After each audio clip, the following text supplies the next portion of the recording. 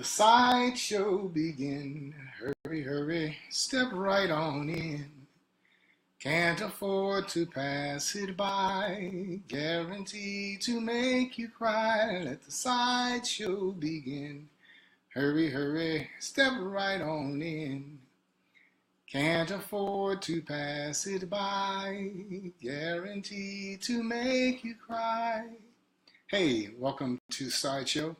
Thanks for tuning in. This will be 6 minutes and we're out. Today I just want to talk about some of the things that have transpired, some of the things that are in the news. Of course, everybody knows that Roger Moore, James Bond, died. And he was the Bond that appeared in more Bond movies than anybody else. So there's a whole hoopla around that. Sorry to see him go. He did a great job. He certainly impacted me and impacted my youth.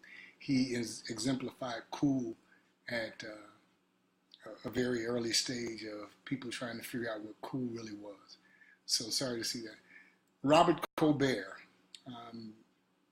there was a suit filed against him with the FCC, Federal Communications Division. And Trump supporters were upset because Colbert made a reference to Trump being Putin's, saying that Trump and Putin had oral sex. I'm not going to get myself in trouble.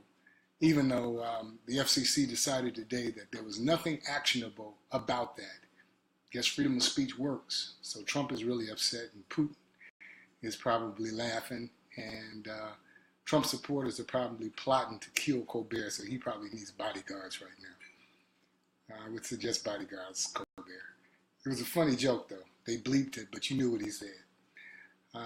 Then today, something that kind of got by people was 2 more intelligence officers came forward and confirmed that Trump tried to get them to say that there was no collusion between Russia and the Trump campaign. He tried to put pressure on them. So that gives weight to what Comey said. So things aren't looking really good for Teflon Don at this point in time. I think he's in trouble. By the time he comes back, he's going to be in a firestorm. And the person that's, kind of rubbing their hands together is Pence.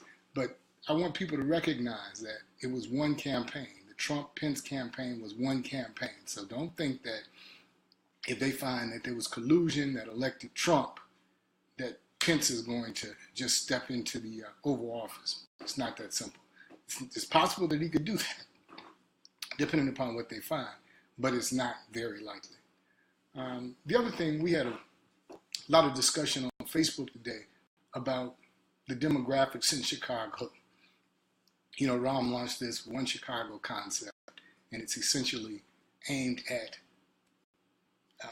immunity and amnesty for the dreamers and for immigrants, illegal immigrants. But keep in mind, he doesn't support anything illegal for black folks. When black folks do something that he considers to be illegal, he wants to throw the book at them. I don't like that. I think that, if you're going to talk about a One Chicago, let's talk about making Chicago a place where everyone has equal opportunity. And we know that's not the case. There are 2 Chicagos. There's a world-class Chicago and there's an underclass Chicago. And there's a diverse difference in the way they're treated. You look at the north side, there are no vacant lots. You look at the south side, west side, vacant lots. And the reason is because the University of Chicago wants that land. Ultimately, they want to put high rises throughout the south side of Chicago because you use the same footprint as you do for a series of small single-family homes or 3 flats, and you build up, and it increases tax revenue, but it also increases revenue for the person who owns the land. Excuse me. So pay attention to that. That's something that Rahm is doing that we need to be aware of. So this One Chicago concept is a lot of malarkey.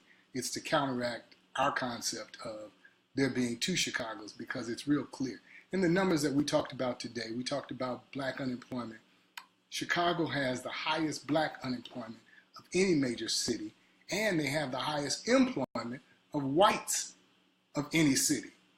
So it's a divergent difference, about a 60% difference between the two. We have disconnected youth in the city of Chicago who are between the ages of 18 and 29. Males, about 86% unemployment. That's why they hang out on street corners. They have nothing better to do. They're not welcome in the parks, the schools, the libraries. They're not welcome at home when people are gone away from home. They don't let them come back home until the evening in a lot of instances because they don't trust them. And it's not their fault. It's society's fault. Jobs. As we talk about solutions, the only thing that really matters right now are jobs. Economic development, businesses, grants, education.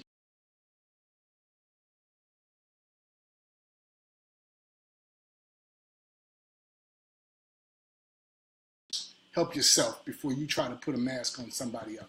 And that's important because if we don't get real, substantial, livable wage jobs for these young people, we're going to lose a whole generation because these are the parents of these young children that we want to educate. Can't educate these children if their parents aren't whole. So thanks for tuning in.